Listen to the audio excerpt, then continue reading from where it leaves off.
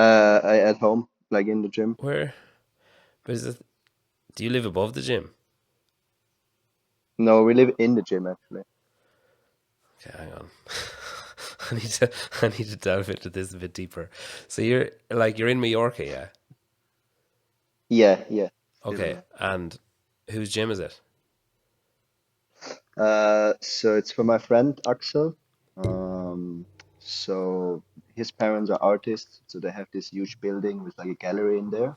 Okay. And one part he has his gym, and that's where I moved in. And it's like he has one part of the, so he has his own room. I have my own room. We have a kitchen, and yeah, we were building the gym, getting bigger and bigger over the last few months. Now, getting more equipment from a new sponsor in, and so we have like probably one of the best, biggest home gyms you could like. It's bigger. It's like size of a normal gym. It's huge. But it's we Hang have on. everything we That's need. that's not And so that's not like like you don't have members and stuff. Show me again. Move the camera around again. wait, I'll show you the whole gym.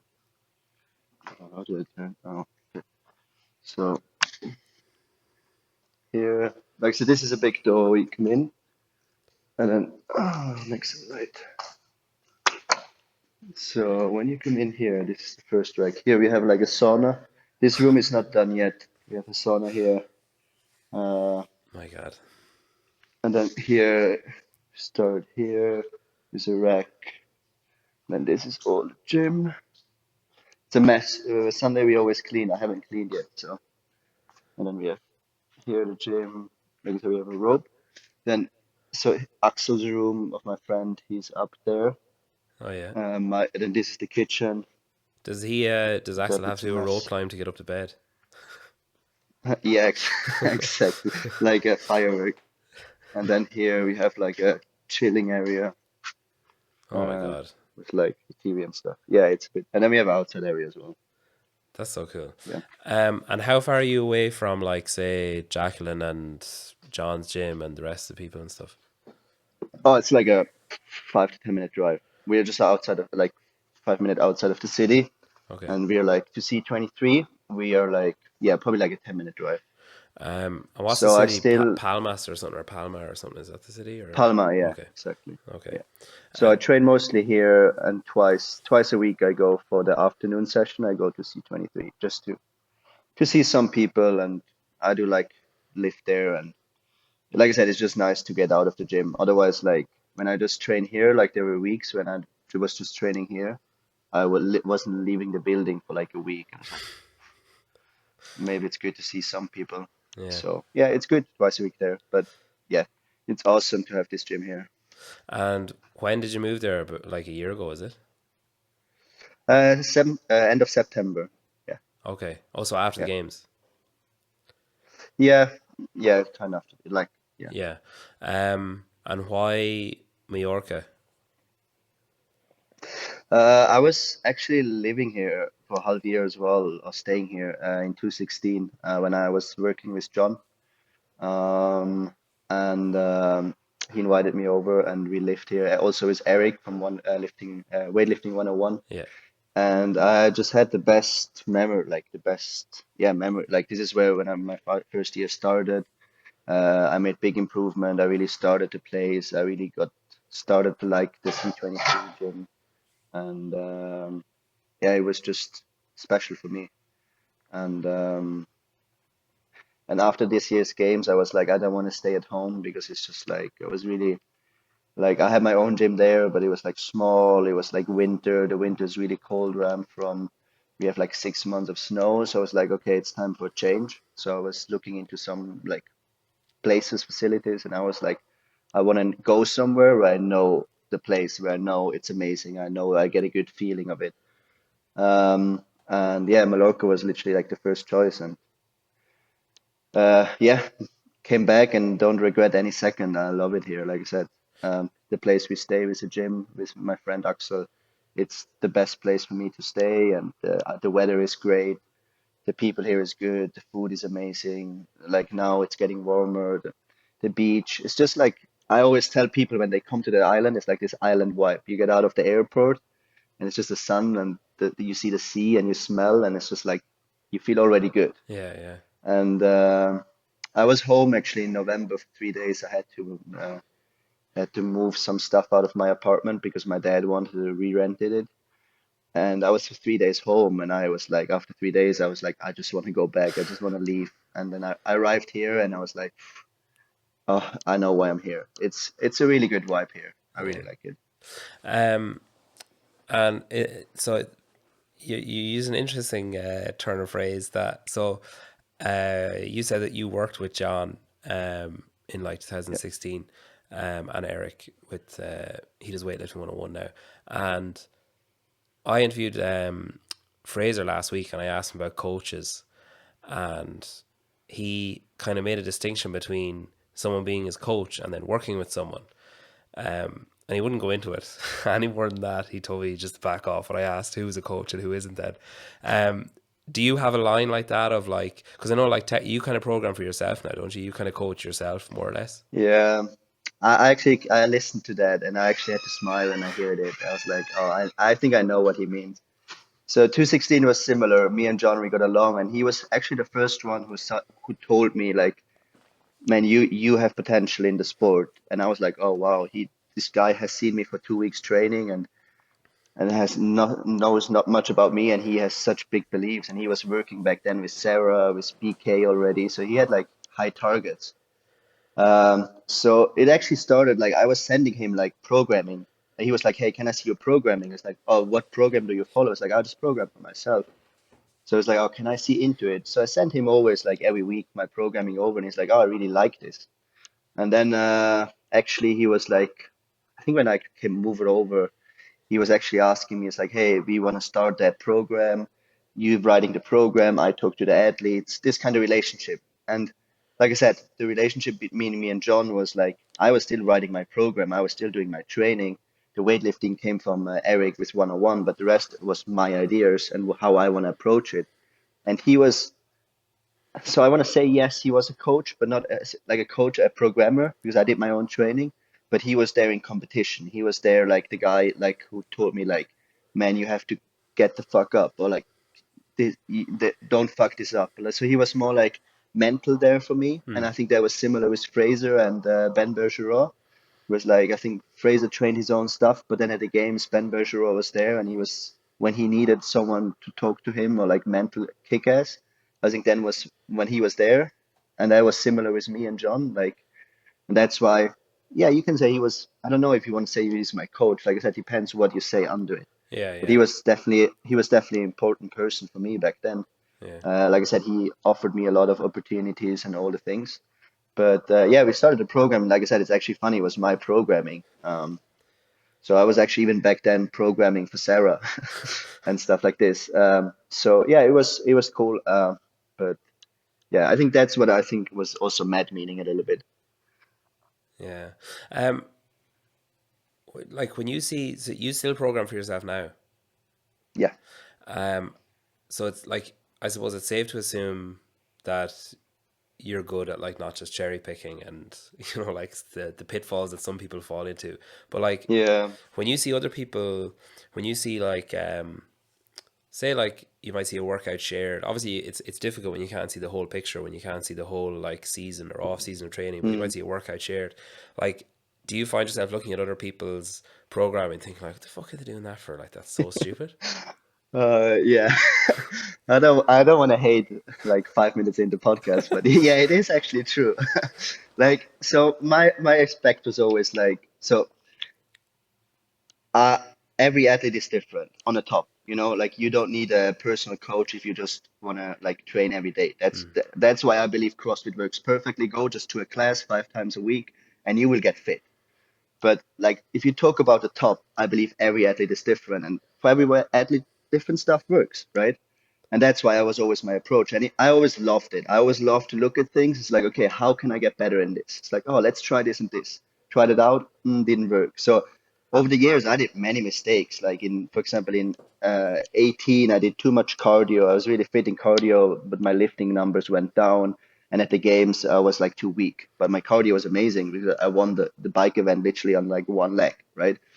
But then, so all the things, and especially the last 2 years, I felt always like if I want to be the best athlete, I need to be the best coach for me as well. So I started to studying a lot. So mostly 2020 was a lot about like learning strength, learning the power curve. Okay, how do I actually then like get stronger? Is it just like maxing out every day, or is it like percentage work? How you impact the power? Like, okay, I get more explosive, my strength number goes up. So all those little things I was looking big into is reading a lot of books. Like I said, study myself, trying out things, and found the good formula there. And now last year I felt like, okay, I have to do the same. It's like conditioning wise as well. Because like I said, if you look at the sport is still really new in CrossFit, and then like I said, if you look at some programming, I feel like coaches are just there on their laptop on Sunday evenings and just try to make fun sessions, but not really like sense sessions or like with much like yeah, even science behind, or like they just write something down that something is down, but they don't know like. So I got a lot into it, especially in conditioning with like lactate. Like it's a different if you, like endurance is not just endurance. It's like okay, you can get fatigued by lactate fatigue, but by muscle fatigue. So you have so many different things you have to train. Like heart rate fatigue. So there are a lot of different things I went into it, and yeah, I think like finally now I have the right things and the right tools together. Where I believe yeah, I found the perfect programming for me. Does it work for everyone? No. Like for example, my friend, he was training with me for 2 months, from November, December, and it just didn't work for him. It was too much. It's just like I said, I know what I'm doing, and but I'm not judging anyone else who cannot go on that train. Like I have such a high volume, where I believe I need to train. I need to like go through that to get that super compensation. Then once I start tapering, I actually feel the taper and all that little things where I believe, yeah, it works for me. Like, and I look at a lot of other programs, and I'm sometimes like, what are they doing? And like, that's way too little. And I'm really interested. It's not just like judging, because I also believe learning is a big thing. Like learning from other programs. Like, okay, why are they doing this? That's interesting. Or sometimes like, oh, that's a great idea. Let's try that as well. And then also from other sports. So yeah, it's like, but yeah, sometimes it's funny. And Sometimes I'm like. do you like consult anyone on it? Like, you mentioned there that Eric was doing your weightlifting when you started first, and like, do you like have like say a cardio person that you go to where you're like, oh, I'm thinking of changing things up and doing this, this, and this. Does this make sense, or is it purely off experience that you've had and things that you've learned yourself? Like, do you have any outside sources? You know the way some people use like Chris Hinshaw or some people, like that kind of way. Do you have any kind Yeah. of experts that you consult? No, not really like this. Like I said, I looked some in other sports. I'm a very big fan of the triathlete from the Norwegians. They're big into like science. So, like I said, for example, it's like like it's really interesting in CrossFit. So now they started to like, okay, we have a threshold session, we have a zone two, like an easy session a week, and then we have like hard sessions, like the anaerobic stuff, like the Yeah. red zone stuff, right? But then it's like then I see like posts even from athletes. It's like, oh, that should be a like or easy recovery days is the best example. Easy recovery days, and they put out a 40-minute EMOM with like 20-calorie bike, 20-calorie ski, 20-calorie row. I'm like, this is not recovery. This is like it's a hard session, and like people think like, okay, like I was like, okay, I need to learn or need a tool. It's like I want to know if I'm in the right space. So if I do a threshold session, that means I have to be between 2.5 and 4 millimole, between 4.5 millimole. So that's a measurement. So I learned to measure that, so I know, okay, I do actually threshold. Whereas like some programs just say like, okay, this is a threshold session, be 7 out of 10, and I'm like, what is a 7 out of 10? Like what? How does it feel? How maybe I end of the week I'm more fatigued, so maybe I feel it's more like earlier 7 out of 10, but my blood or my body says like, oh, I should actually push much harder.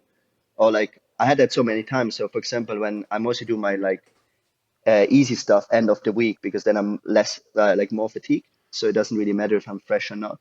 But sometimes even a 1 hour bike on like 200 watts, what is my like zone two pace, feels sometimes really hard. And I'm like, oh, I'm pushing too hard. Then I take lactate after like 20 minutes in the bike, and I'm like, no, I'm totally fine. I'm at 1.5 millimoles. That's where I want to be. So I learned to like, I need tools and I need to understand that I want to hit the right zone. like same as like heart rate. Yeah, heart rate is kind of good tester, but not always because you can affect your heart rate so much. It's like if I drink two coffees in the morning, man, my heart rate beat is 10 beats higher, right? That can smash my whole session. If I'm more fatigued, end of a session or even end of a training block, my heart rate is totally different after 2, 3 days full of rest. And all those things I tried out and looked how my body react. And yeah, there's a lot of like looking into it. And I got, like I said, I the goal is to get every session what I want to do. So it's a threshold session. I want to be for 40 minutes. I want to be for 40 minutes in my threshold pace, not in my red pace, and I don't want to be in my green pace. That's how you get the most out of the session. And like I said, I learned a lot of that from the Norwegian triathletes. They were like the first there, and they're the most successful triathletes right now. The guy won the Olympics, won in the same year, or made the Ironman world record. And they have a sports scientist there who's really interesting to listen to. And yeah, I read a lot of books as well. Um, and If you if yeah, you just if you try to had educate like myself. say like I'd have Fraser in as like 100%. Like when he was competing, it was 100%, Mm. 100% of the time. Like there was no like he said himself numerous times all the things that he missed out on or said no to or that kind of thing.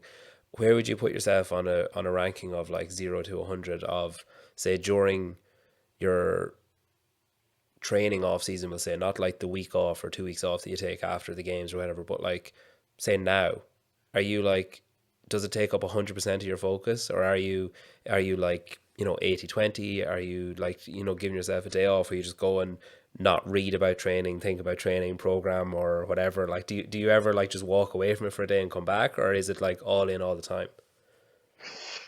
Um, the thing is like, what I mostly like, it's a good question.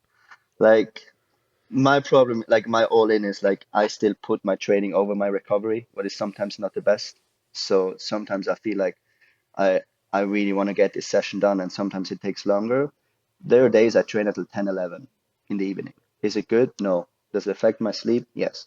But in my head, it's like, fuck, I need to finish this training. Mm, Uh, and that's not good, and that's why I still like I'm not on that perfect line. I'm 100% in, especially since I moved to Mallorca. Literally, my only focus is just like train, and getting better.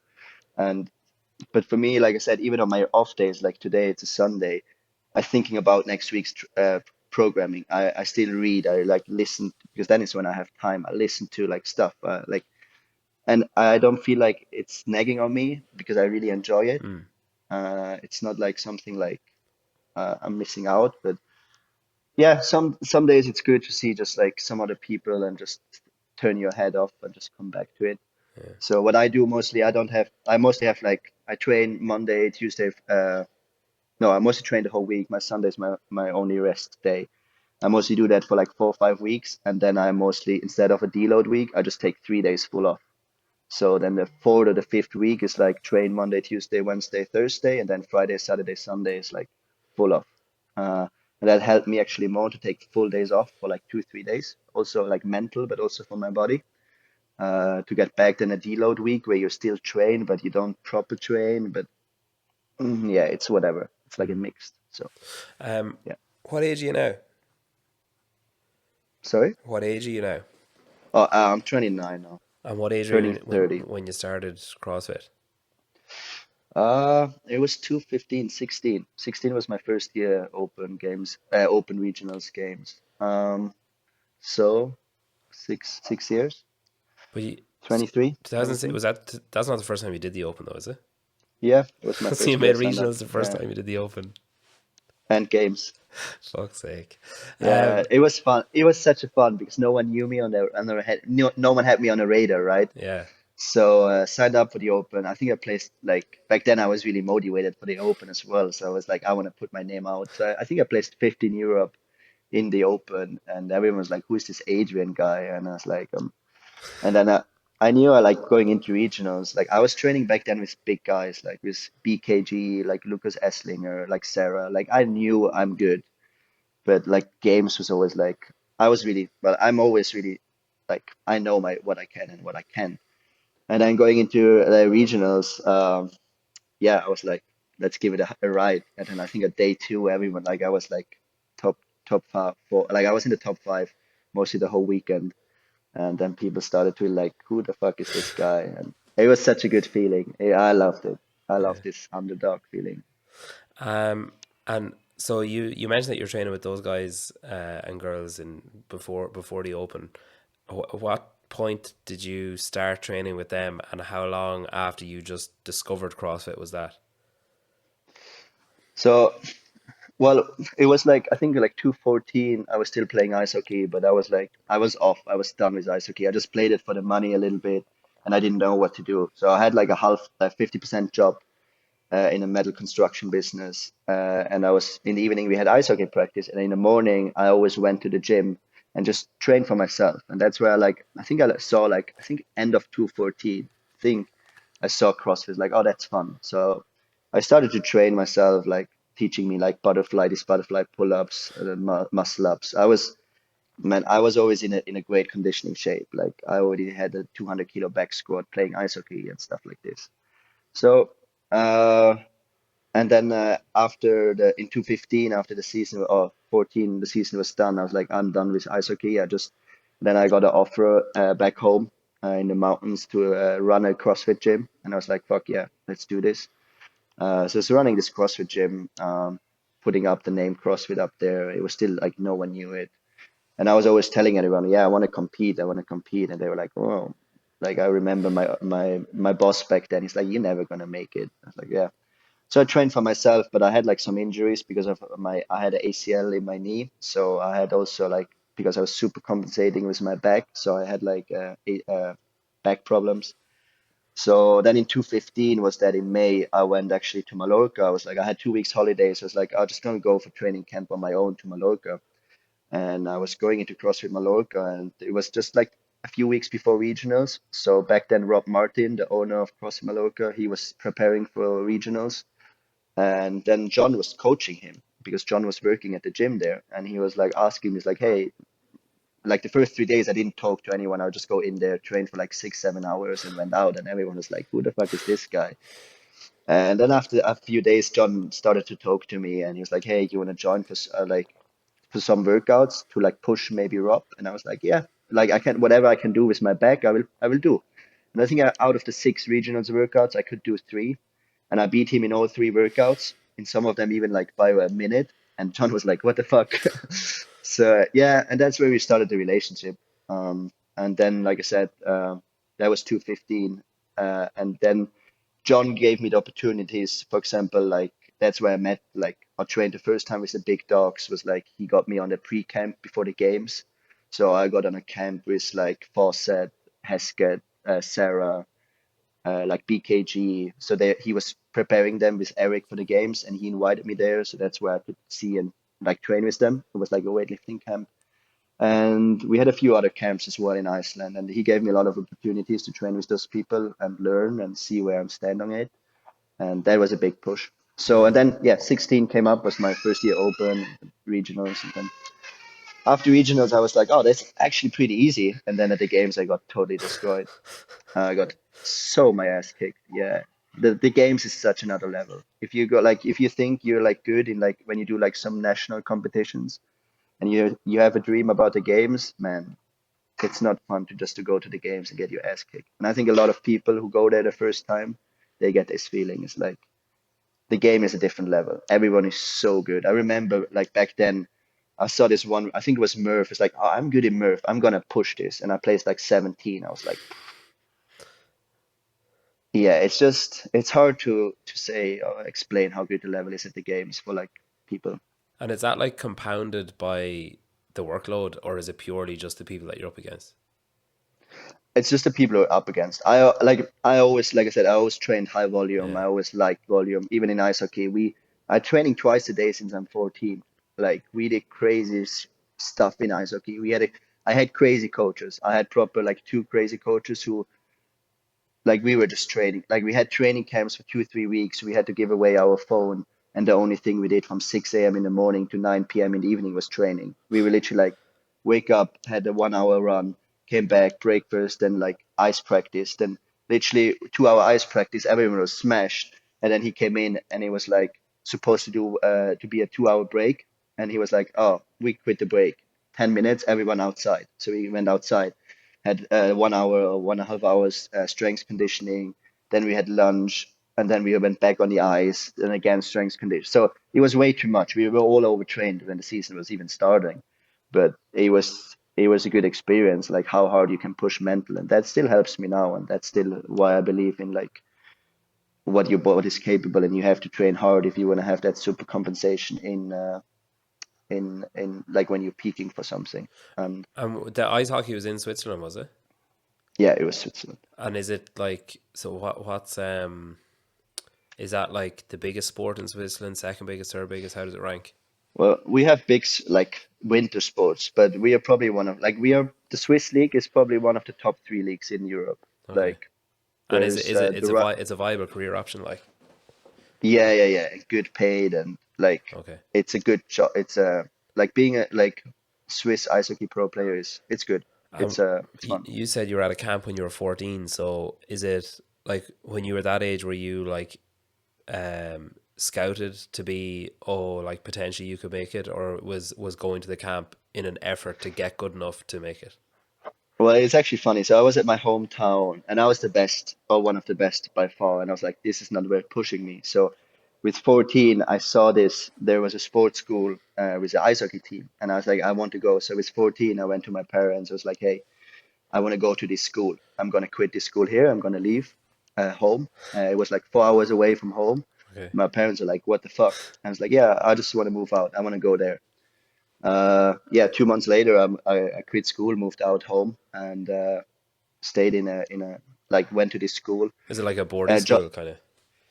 like a sports school. We had all different sports. Okay. So we had ice hockey players, we had soccer players, we had track and field, all the different sports. Yeah. And most of the people also lived at the same place. So I was sharing a room with two other ice hockey friends. Okay. And the school was made, like I said, it was a sports school, so we could train more. So we trained every day, 2 times a day, and all that. And first time was like, yeah, you have to make the cut for the team, and there was always a big pressure. But that's every year, like you always have a pressure to make the spot, get the spot in the team.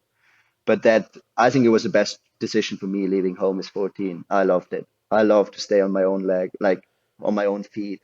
I loved doing my things, and that's I think why I'm now really hard to like stay and live with someone, because I have like my line since like over like since I'm 14. Like I know what I want to do and how to fix and I have to solve problems. And it's really hard sometimes to let actually people in your life when you're like this since a long time. Yeah. So it is interesting, but I loved it. It was- So when you were, you said that you quit. You decided that ice hockey wasn't for you, and you finished out the season. You quit.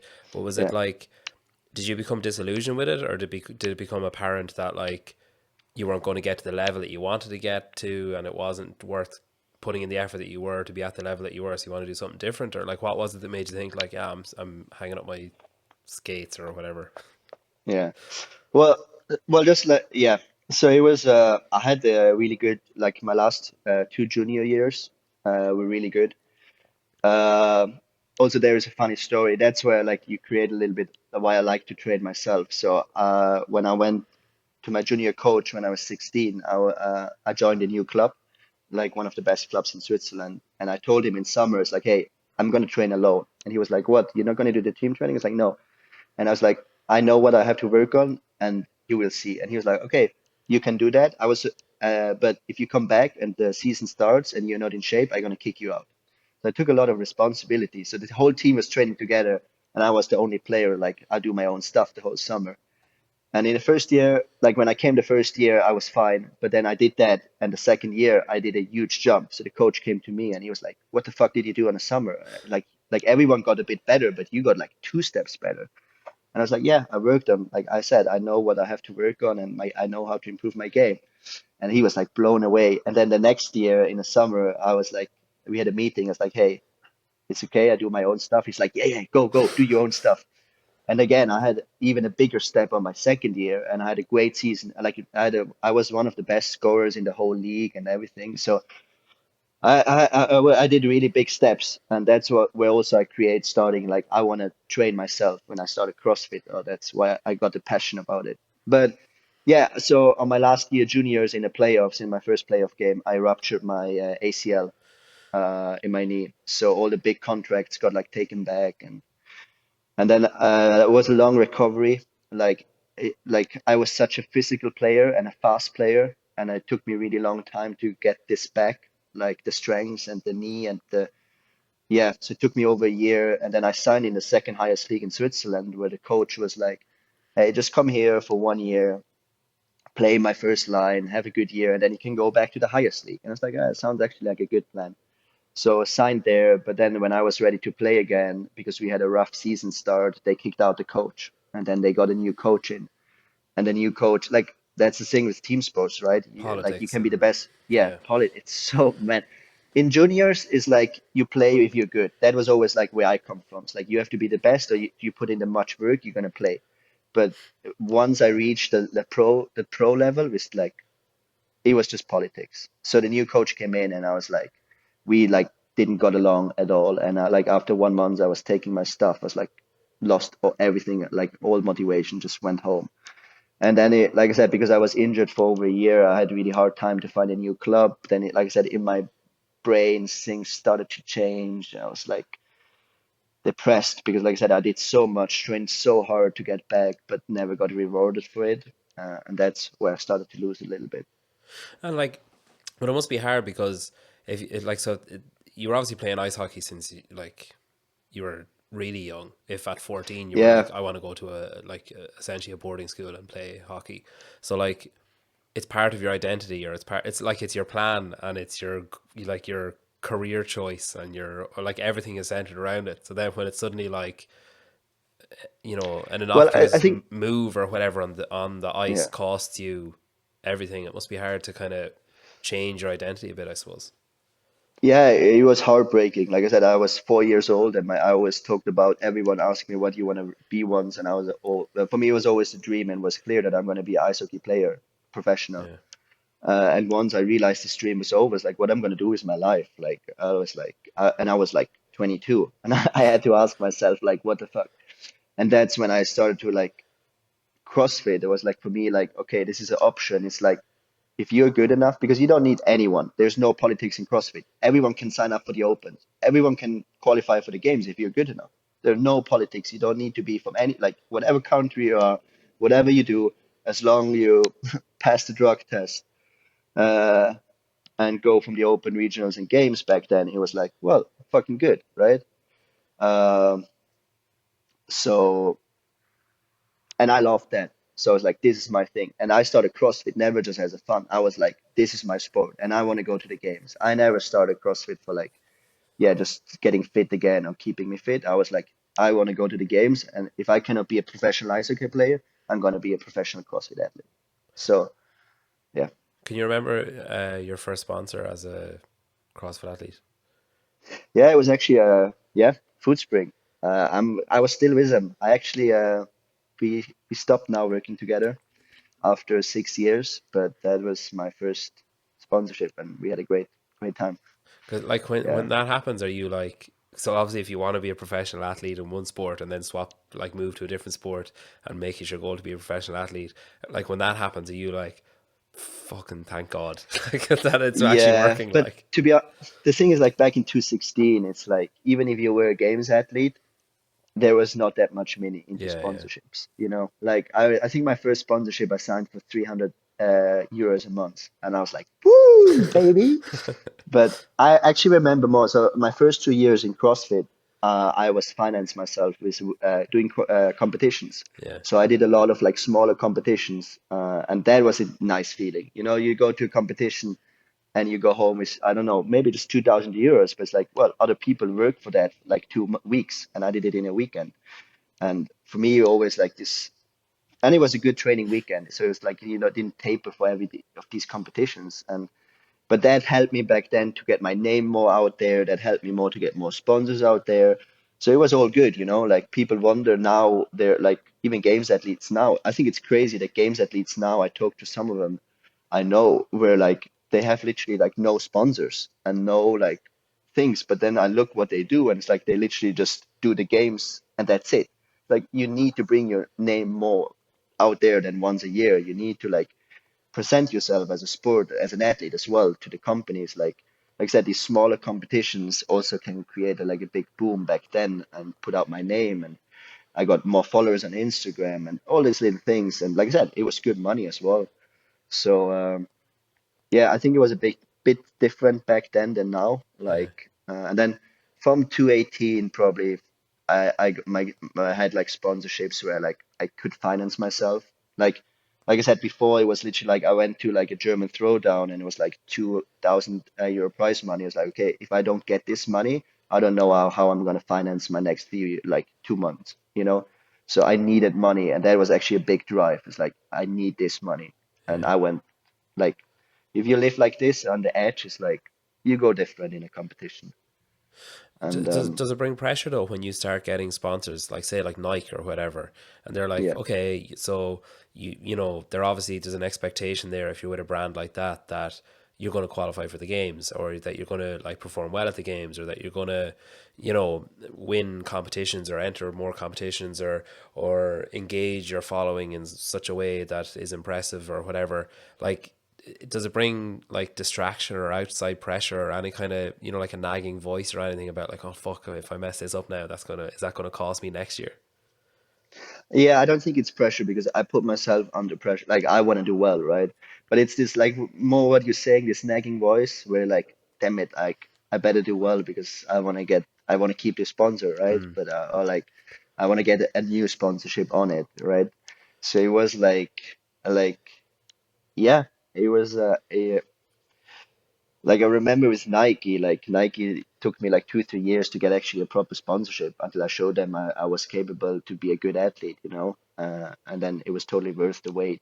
Like I never signed with like there were so many other companies who are like yeah like smaller companies, like clothing companies. They made offers and like we want to work with you, but I always wanted to go with Nike back then. So I for 3 years like no, I took everything down, and then after 2019, when I placed A, they were like, well, let's go for it. And yeah, it was looking back now, it was a great decision that I didn't sign with smaller companies, you know. Sometimes if you're confident in yourself, you have to wait for bigger things to come, right? Mm. Don't take the first best thing. That's my opinion in that. But yeah, it was totally different back then. But it Um, is a pressure. did your have you got brothers or sisters? Sorry? Have you got any brothers or sisters? I have one brother, yeah. And is he sporty as well? No, we're totally different. He would like it's Is crazy. he older Yeah, or younger? he's 2 years older. Okay. And what about your parents? Are they sporty? My dad is really well, oh, like really is he's old now, but he was really sport like both of my parents when we were kids, like we grew up in the mountains, so every weekend in summer was like hiking, biking, Yeah. all the stuff. So winter was like skiing every weekend, and like even like I said with my friends, it's like when we had like free time, what are we doing? We did sports. We never were just hanging around in town and just doing nothing. Yeah. Like we went with my best friend. We went every like twice a week after school. We went to like going for a bike ride and stuff like this, and we Mm. had a lot of fun. So I grew up really like sport, like into sports. But that was just the environment I was in, and I always loved it. And do they follow you now? Like, do they understand like what the CrossFit Games is, and they understand like, you know, the season and stuff? They understand, but you know, I never. Yeah, well, they understand. I think that's literally what I can say. But in the beginning, I remember when I had to talk with my dad about CrossFit. He was like, "Hey, you should get it." Like after ice hockey, he was like, "Hey, you should get a normal job." It's like, "No, I want to do this thing." And he was like, "No, you." And I promised him, "It's like, I give me 1 year. If I'm successful, yes, then I go for it. If not, I'm gonna search a proper job." But I still think now you know, I don't know. I think myself, my parents are typical Swiss. Like they're like, you need a good job, you need like a good home, you need like a good financial income, and that's what makes you happy. And I'm like, my dad he's an architect, so he has his own company Yeah. and really successful and makes amazing stuff. I was like really like, yeah, it's inspiring, but and he's working like so much ever I know him. And I'm like, this is not me. Like, this is not what makes me happy. I want to live my life what makes me happy. And Mm. if it's like being an athlete, and I'm training a lot, and I'm putting even I think I sacrifice probably even more than him with my training and not going for holidays and all that stuff. It's like, yeah, then this is my decision. And I don't know. Yeah, I think I have a different point of view than my parents of life. And Yeah. yeah, Yeah. It's on a totally different level, but like my my dad comes in for dinner like once a week, and he was like, so he helped me, like I put like rubber tiles down here, like, and he was helping me do it, and I was like moving all the stuff around, and he was like, what's the big fucking sign for, and like what's the microphone for, and like this kind of stuff, and I was like, oh, it's like he's like 75 and he's like a farmer or yeah, whatever, and I was like, how am I going to explain this in terms that he'll understand, like what I'm talking about? Because he wouldn't have a fucking clue what a podcast is like. And I was like, I can't, I'm not going to waste like 25 minutes explaining to him the type yeah, of media it is, and then what I do, and then who listens or whatever. So I was like, oh, it's basically like a radio show that's on the internet. And he was like, all right, okay. And then he came in like the next week, and I try to do most of my interviews at like 8 o'clock at night. So he comes in for dinner, and then the kids go to bed, and then he goes home. And like this one Sunday anyway, I was like, oh, I have an interview at 8 o'clock. And he's like, oh, what's the job for? And I was like, no, like, I was like, I'm still working the same job I had. It's just an interview with an athlete or whatever for the podcast. And he's like, what's a podcast? And I was like, it's like a radio show that's on the internet. And he's yeah, like, all right, okay. And then like the next week, he was like, same thing happened. He was like, "What's the interview for? Is it what job is that?" I was like, "No, same as last week. It's for the yeah, podcast. What's a podcast? Ah, it's basically a radio." I was just like, "Fuck's sake!"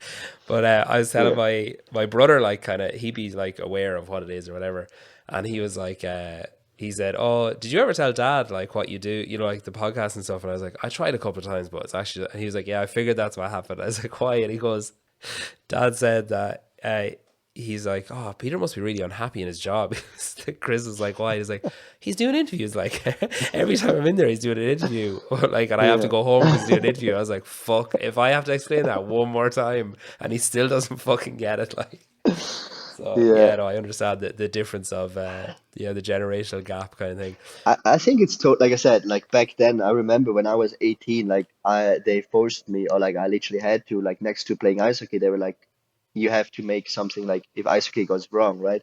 So I made like a 4 year education in metal construction, and it Mm, was super hard. And that's like one side of me, it's happy I did that because it showed me what it means to work 9 hours in a yeah. metal construction. It was rough. Like it was proper rough. On the other side, I say like I lost for 4 years so much energy in that thing. I will never go back because it was horrible. Where I could have invested in sports, Mm, you know. So I believe if I would have gone all in with 18, like finish school, going 18 and go all in into sports, that that energy would have like cost me like maybe I would be right now on top, like playing in America in the highest league. You know what I mean? yeah, yeah. Instead of like wasting 4 years of my life in something I don't even want to do it now. Uh, Mm, and I think now, I like even now people ask me what I'm going to do after my career, and I have some options in my head, but I believe now we are in a generation who's like you still can get everything what you want as long you put the effort and in and you're like into it, right? So I don't know yet. Like right now, my 100% drive is being an athlete and being as successful as I want. After, let's see what happens, you know. But I believe and I know whatever I'm gonna do, if I'm 100% in it, I know I can do it.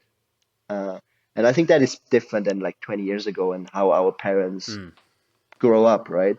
So like that's why like they still have this. And Switzerland, like I said, Swiss people are so like boom, boom, boom. Like so many.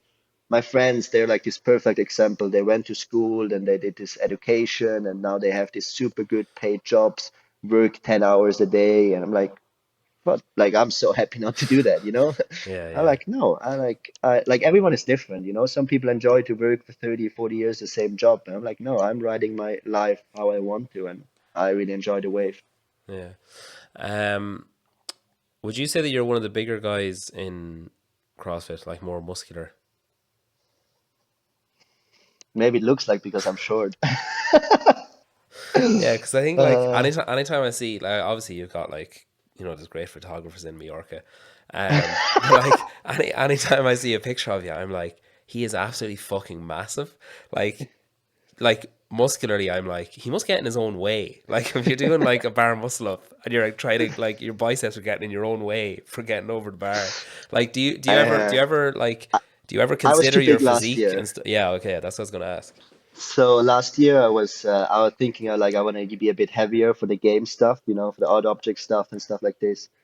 So I went up to like 91 kilos. I was fuck like, and I'm 172, right? Like centimeters. Yeah, So that was massive. And then I realized this is way too much. So I shred down now. So I'm now at like, I'm a perfect weight now. I always was like around 86, 87 kilos. yeah, And that's where I feel the strongest. I feel the best, like body weight and everything.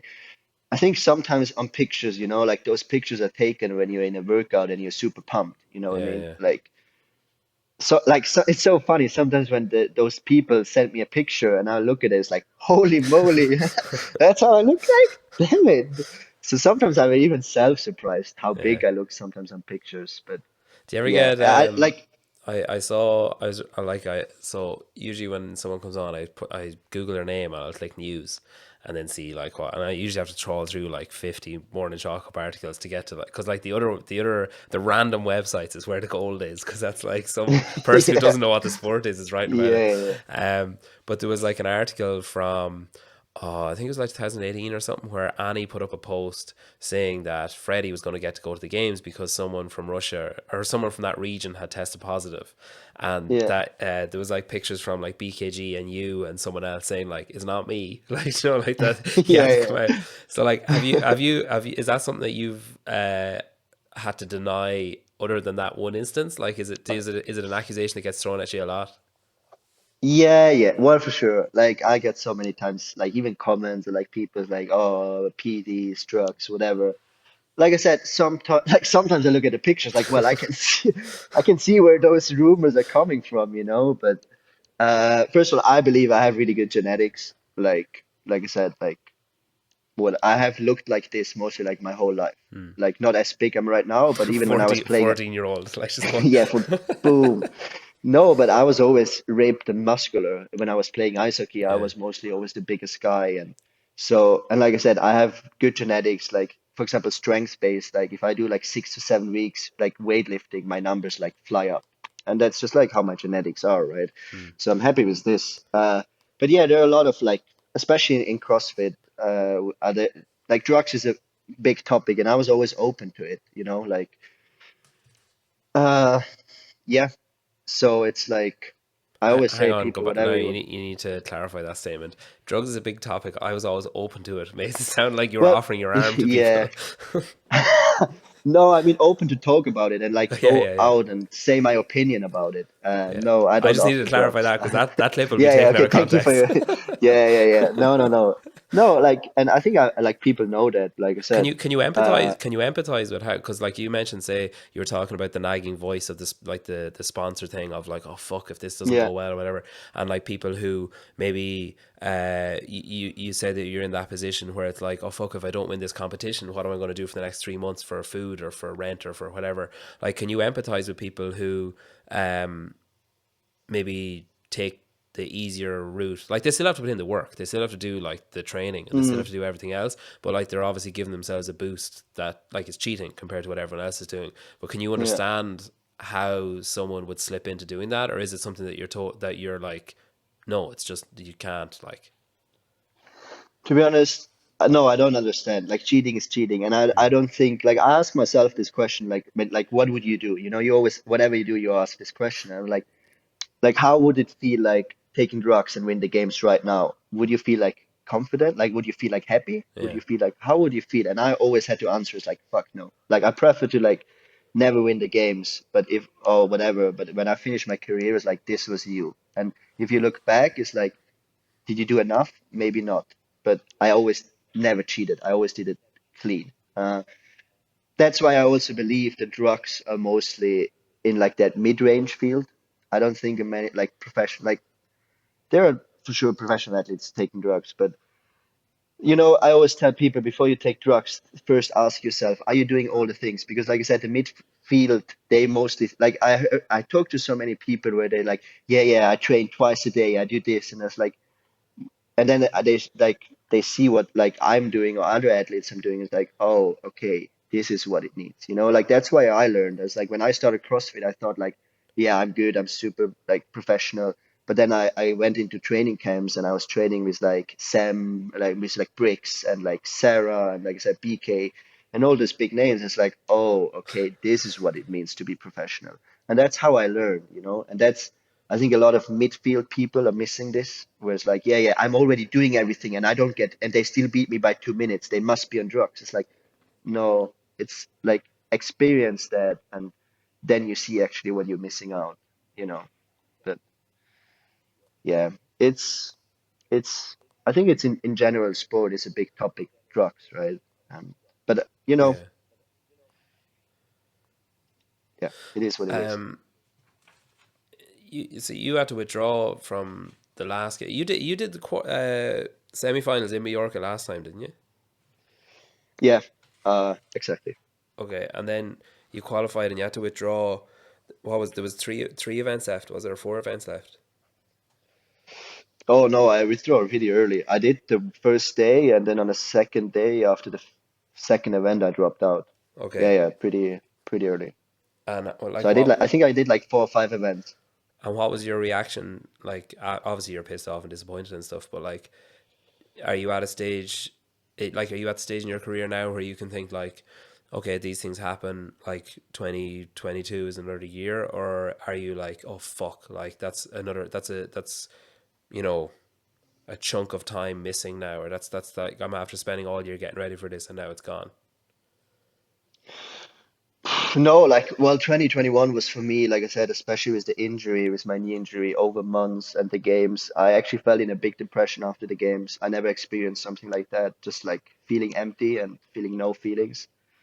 I had some personal things where went on as well next to like my injury, and it was like the August last year. It was a hell of a ride. It was it was a depression. And like I said, I never felt something like this. I was for 3 weeks. I literally didn't left my home. I was at a friend's place and I was just looking at a wall sometimes for like 5, 6 hours. And I was like, I don't. And it was the best weather outside.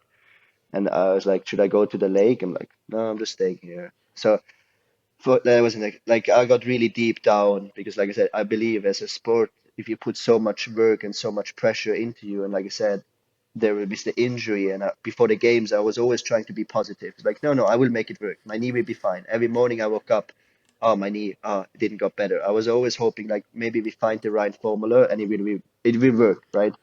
So I did that for like 3 months leading up the games, and it didn't got better and better. And then after the games, I think it just all like exploded. And that lesson, what happened there for like 2, 3 months last year after the games, that was rough for me, and I think it's good for my life, and I learned a lot out of it. And yeah, I don't think like, of course, every time you're not in every time I don't go in a competition or like to the games in like the best shape I could be, I'm disappointed. But yeah, there's always a year you can make it better, and you learn out of when you're down, the only way is up. And that's my for this year. I was like, I cannot be worse this year at the games than last year because I was like literally dropped out. I didn't even finish the games. So everything what this year is coming is will be better than this year than last year. And yeah, I don't put myself under pressure at all. And that's I think it's a really nice feeling. Like before after 219 when I placed eight, you start yourself like, oh, you're eight for this man. You have to beat all these guys and you have to be good, and you put automatically a bit pressure on yourself. Um, and I think, yeah. And then the next year it was like you always had that. It was like, well, no, it's a new year, new season. Just take off pressure. Like there's no reason to put yourself under pressure. If you are confident and how you create, like you have to be confident. How you create being confident is like when you have a good training block, when you feel fit. Like that's how I went into the 19 games. I was like, I had 3 months great leading up training, felt fit, was totally not stressed at all. With the cuts, I was just like, look, if I get cut, I get cut. But I was like, I went into it and was just like, hey, just go and give your best. And I did that, and it came out pretty okay. And so I was just missing this confidence. Like I said, now I'm really confident because I know training goes well. I feel pretty good. I'm in a healthy environment and a place I want to be. And that's why I'm really confident. Even right now, for example, my open scores doesn't show me that because I don't put any effort in it. What I don't, but I know from the previous years, it's like I'm fine, you know, and Yeah. that's a nice position to be for this season. Does it take? Do you have to like change your? Because obviously the role of the open has changed for the elite level or for the people who are aiming for semifinals and stuff. Yeah, But do you have to, having spent say whatever 5 years, being like you need to win the open or you need, like the aim is to do really yeah. well in the open. When it changes, then do you have to be like, do you have to fight yourself not to redo workouts, or do you have to remind yourself that like this actually doesn't matter? Yeah, like I said, the open, the s- the sense of the open changed a lot the last few years, right? So you went literally like you have to do well in the open, otherwise you don't make it to regionals. Or like there were years where you directly made it to the from the Yeah, open to the games, right? Whereas like now it's literally like, hey, make the 10% and you move on, and then no one cares anymore about the open, right? yeah, So it like I said, just because the opens are around, it's really. I had so many times in conversations because I believe it's just, like now, like I said, it's like I did last year the same. No one cares. I really don't never enjoyed the open because I guess it disturbed my training and I don't like this online stuff. I don't like going against the clock. I like a competition floor. I like to go against people. Uh, I don't like when people can redo things because, of course, normally you always do better in redos otherwise, you know? So all those little things I never liked about the open. And this year, like I said, my approach was similar than last year's. Like I didn't care, so I trained Monday to Friday normally. I think my first open workout this year I did on Friday after my second session as a finisher. Just like I went in, I told my judge, "Hey, if I make 10 rounds, I'm really happy." And I made 11. I was like, "Ooh, amazing!" The second week I did it on Saturday. I was literally falling. I trained, so I trained Monday to Saturday. Did Saturday morning a hard bike session, went to the gym because I didn't have a judge on Friday, and then I just throw down the second workout, and I was just like, I was literally there and like tired and smashed from the week of training, and now this week as well, I did the this week was actually a first workout, the 22.3, a fun workout. So it's like, oh, let's see, maybe I can push. So I just started, but it was Friday again. I trained the whole week normally. I was pretty smashed. I did the first round, and I was like, I have nothing in me to push, and I was like. But you know, like I believe the open, like I said, for people who are not confident right now, they need a good score to feel confident. I know from my training and the shape and the training numbers I see right now that I my shape is really good and much better even than I was last year right now. So that makes me confident. So I don't need the open scores mm, for me to be confident. So I think it's like I said, it's different. Like I said, whatever you do. But I, like I said, in 3 weeks, no one cares anymore about your open scores. And yeah, in August, no one cares anymore about your semifinal scores, you know? yeah. Like this is it's a qualifier, you know? It's nothing else, nothing less. Only if Um, you win the open, you get money. But